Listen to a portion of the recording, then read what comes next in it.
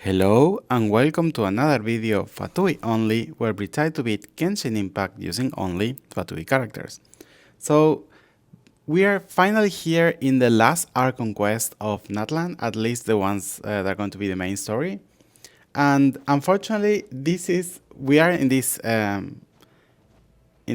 last Archon quest with our Fatui Only account, which is not optimal, for example, because as you can see here, we need to use Mavuika. But at least we can try to defeat the different enemies only using her basic attacks, and I will try to do this as much as I can.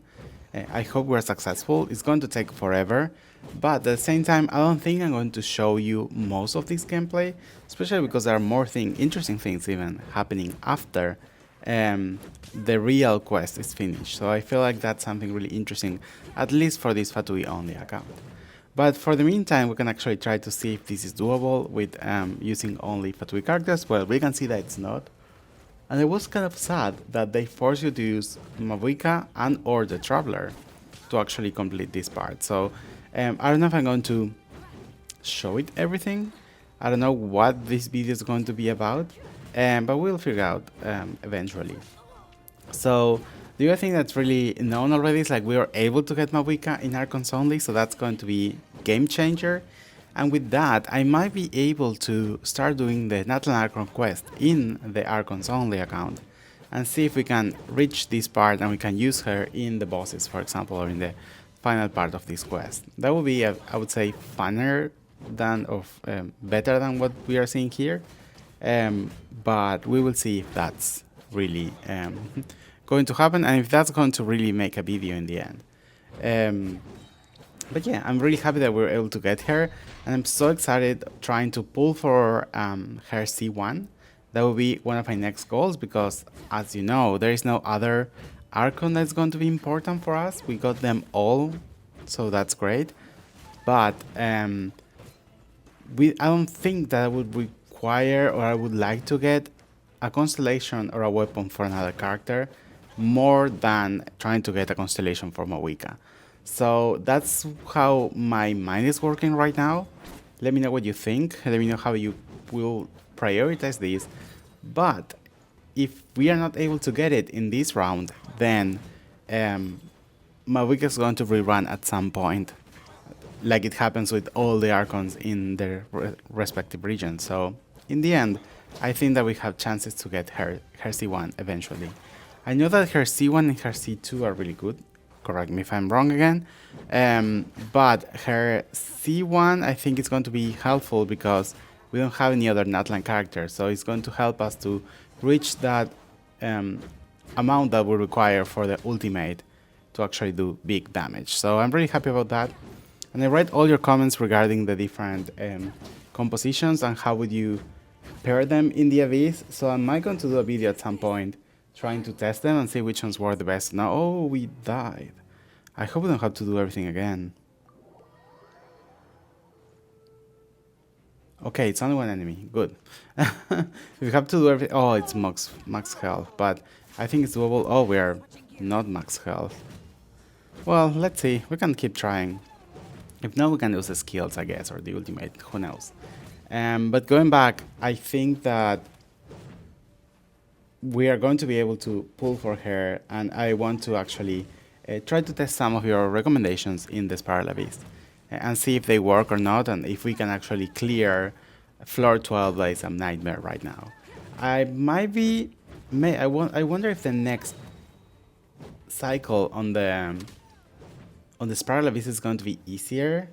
Thinking on Mavuika being eligible, maybe that would be something that they do. I know that when they rerun or when they run a specific element or character, they try to make an abyss that's easier for them. I think the current one is not easy for Mavuika. Maybe I'm wrong. Maybe I don't know how to play her, but I feel that I tried and it was really, really hard for me. So I don't know. We need to have Geo in 2 places, or Geo and a shield. So I was not really successfully doing it, but we will see what happens in the future. Regarding the next banners, I'm also really excited to see what's going to happen, especially for this account. That's the most important part. We're going to get not only we can pull for Arlecchino, but also for Tartaglia. And I know there is a lot of discussion in my comments. Thank you for commenting. I really like to see this. It's also helping a lot to the channel to grow. So keep commenting and keep giving your ideas. But I know it sounds crazy that I prefer Tartaglia than Arlecchino. Only because I know that Arlecchino will rerun faster than Tartaglia. Because, like, who cares about Tartaglia, basically? Although they rerun him a lot. Oh, this is a cryo? Okay, we might not be able to break the shield without using her skill. So I was saying that I know that Tartaglia is going to rerun slower than Arlecchino at some point, I guess. Especially because now it's going to be in this weird separate banner. So I might try to get Tartaglia and then try to pull for Arlecchino. Especially because I know that if I pull for Arlecchino and then I try to get Tartaglia and I don't succeed, the wishes are not going to be maintained for the next banner cycle in that special banner that they have. So then that's going to be lost Primogen. So if I try to get Tartaglia, then, although he's not the best and he's not one of the strongest ones, and he's not even stronger than Arlecchino, basically, I think that's going to be the safe choice, especially because we're going to get also a new element. So we can do more combinations or more reactions or things like that. I think I would like to try to use Child with Ororon, because I know that Ororon works best with Hydro. But we will see what happens, basically. It's going to be fun to try to finally pull for a Fatui character in this account. Because I think since Wanderer, we were not able to get that. And ideally, I would love to get Arlecchino. You know that I made this whole account and this whole challenge actually to play with Arlecchino, which is insane because we don't have her, and we don't have anything, and we have terrible luck with our pulls when we're trying to get her, but at least it's something we can aim for, and I would love to have her in my account. And especially I would love to also have her weapon. I know that we have some PT accumulated in both the weapon and the character banner, so maybe if you're lucky enough, we would not need too much to get them. So if you spend a lot in Tartaglia, then I hope that we can get something easier with the rest of the banners. So we will see. I will try to get as many Primogens as I can, and many wishes as I can, and hope for the best, basically. And there's going to be a monthly reset also, so maybe we can get some more Primogens there if we don't have enough to pull for, or to get everything that we want to get. But yeah, I think that's going to be exciting for this account. I feel like there is not much happening in the Fatui Only account, and that's why I decided to do natlan in this account, because like there was nothing else that we can do that's as interesting as what could be happening also in Archons only. So it's good that we're going to get some really interesting content, some wishing content, and some things to do in this account as well. So we're actually reaching, I think, one of the latest parts of this. We're using our characters, luckily, and not Mavuika. I think we need to reach the dragon part, or the final boss that Mavuika needs. So it's useless that we try to get it in here, because of course we cannot get her. But yeah, that's what we need to do to complete the quest. And I feel that's going to be fun to see. I don't know if I'm going to show any of that, because of course, like, you don't have any options to use any of your characters. You only need to use Mavuika and the Traveler. So it's kind of boring in a way, but we will see how long this video is. Originally, I planned to do a 2-video part of this, but in the end I decided, no, why we're going to make it so long when it doesn't need to be that long, as not many things are happening with Fatui characters, basically, and we are not even using our Fatui characters to complete this. So I decided to give up with that idea, and I tried to merge both of them and try to get something interesting. So I hope that this video is interesting and that we can see more interesting things happening. Oh, I wonder if we spoiler alert, we did this quest with the little bird. So I wonder if you don't do it, would you be able to see them here? Does that affect part of the quest? I don't know if that's going to be something, because I think that's not even an Archon quest, it's a side quest. So I wonder if you see this cutscene when you do it, and what happens if you don't do it and if you don't know who they are. That would be kind of interesting to see. Maybe I should avoid it in Archons only and see what happens. Maybe you're less protected, maybe you have less people fighting for you. Let me know if you did this without doing the other ones, if you see any changes. That would be really interesting. I noticed that they're putting little things over there that, depending what you did, especially for example when you were fighting the abyss before in the previous, I think it was the third Archon quest.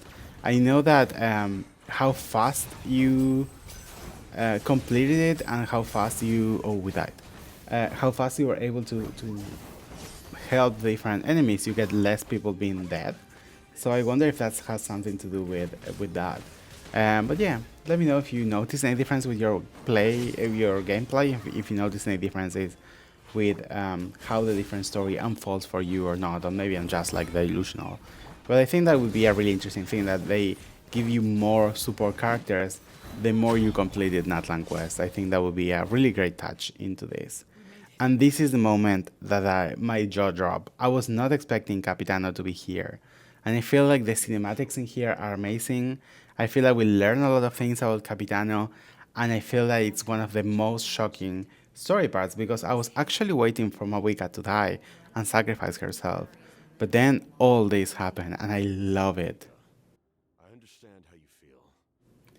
So I'm for sure trying to get some thumbnails from here, because I feel like the contrast of colors is amazing, the cinematics are amazing, the background story is amazing. I feel like everything's so great. Um, I feel that I was not expecting to see that crazy eye in the sky, which is insane. Um, I don't know if that's something to do with other characters in the whole franchise. I feel that they were saying something like, I don't know if it's true or not, maybe take it with a grain of salt, that maybe Columbina will have eyes like that because her eyes are always closed. But she's also, I think, like she's speculated to be a Celia or something like that, like a spirit or an archangel or something like that, something divine. So I guess that it will be so fun to see that she has this kind of crazy eyes. And I feel like it's a lot of this idea of like the biblically accurate angels, that they are like gruesome and they have multiple eyes, and they don't look like humans with wings. And I love this idea. I don't know if they incorporate it from here, but I really, really love how everything looks. It's so weird and unsettling. And especially the use of the red color, which is also associated with the red moon and the chorus from Arlecchino and different things. I feel like this is getting even more interesting over time. I hope they really dig into this kind of content. I feel like there are a lot of mysteries that are not even explained in Genshin Impact, and if you think there is only one more region to explore after Natlan, then I don't think they're going to give everything out. So I don't know what's going to happen after Natlan, basically. Are we going to get more regions? Are we going to get some things using different characters? For example, the Hex and Circle is not being shown anymore at this point, and we don't even know Alice, for example, or other different characters. I don't know what's going to happen with the Celestia and all the different things, or with the Senora, for example. So I feel like we have a lot of things to understand and to see about the rest of the Genshin universe. And I think that's going to be super interesting to see it happen. I wonder also what Natlan is going to be after this, because in some parts they're also saying that the Senor is going to send someone to get Mavuika's gnosis. So maybe we're going to see another Fatui at some point. That will be fun to see. Especially if there is going to be, I hope it's not like, oh, someone appear and only animation. I hope there's like a whole story behind it and we learn more about another Fatui. I hope it's a new Fatui, not someone that we know. So that would be kind of like interesting to see. And maybe they're going to be playable. Maybe they're going to release this. Maybe they're going to be a fight. Something like what happened with, for example, with in Fontaine with Furina, where the whole Archon quest was done, and then we saw what happened with Arlecchino. So maybe that would be an interesting way to do it. And what I have to say about this part of the story, I feel that I don't know why it accepted the trade of having um, Capitano replace Mavuika as a death sacrifice, especially because like the immortality was actually creating a loop, and in the end, they were not going to like it's not in the end he's not dead because he's immortal, but he's going to be there in the throne forever. I feel like this is an amazing cinematic. It looks like I would say like Napoleon or something, like a cavalier trying to fight for his fellows. I feel like this whole story is so majestic and so interesting. I'm really happy that they included into this. And that is when we learn more about what happened with Capitano. I feel that he is mentioned to be unfairly being treated by Celestia and unfairly giving this immortality or this curse basically because he was not part of the people who was playing with the forbidden knowledge and everything like that. So it's kind of like a way of seeing like some bad choices about Celestia and what happened in Caembria that maybe what would be something that the other sibling is fighting for, trying to fight for this injustice that happened in Caembria, that not only the responsibles pay for it, but also like random people in between. So I feel like this gives a lot of interest on what happens, and I feel like this idea that Capitano was accumulating these souls inside him to try to give them a better ending. I feel like that's a kind of like poetic. I don't know if it's poetic, but it's kind of like unexpected, especially from a Fatui Harbinger that we are told to be like really, really evil. And you can see here like how everything changed from positive to negative. Oh my god, this is amazing. This is so twisted and crazy. I think like I love this kind of cinematics. Reject your rules. I feel that in the end, this idea of the paradox or the loop that they end up doing is one of the crazy things. Oh my god, maybe this is going to be my cover. I need to play with different ones. Maybe I can put several ones and see which one is the best one. But I feel like I have a lot of options. This is kind of like amazing to see, amazing being animated. And I feel like this is a great way to end this whole idea of this whole story of Capitano, Mavuika, and Natlan trying to both of them sacrifice themselves for the people they fight for, and I feel like it was unexpected in a way. I was not expecting this at all, but at the same time it really suits the whole idea. And in the end, it ended up saving Mavuika because I thought she was going to be dead, and that would be terrible for Archons only. Because if Mavuika is dead, then no Pyro Archon. But this is actually trying to be, it's going to be problematic for this account, because if Capitano is not going to be playable because it's going to be stuck on this throne, then what's going to happen to us? Is he never going to be playable? I think that he would be, he's really anticipated into the whole game, and I would love to have him as a playable character because he's so cool. We saw his fighting style. He has a cryo sword. I don't know what's going to make with them, but I would love to see him being a playable character, and I would love to pull for him and get him in my roster. So we might need to wait to see what happens, but like happened with Senora, I guess MiHoYo hate cryo people because that's what happens with Senora. He's not going to be playable, so we will see what happens, but I don't see good perspective of this. But I think this is the perfect moment to finish the video. So thank you so much for watching. Don't forget to like and subscribe and share if you really like it. And I see you in the next one. Bye bye.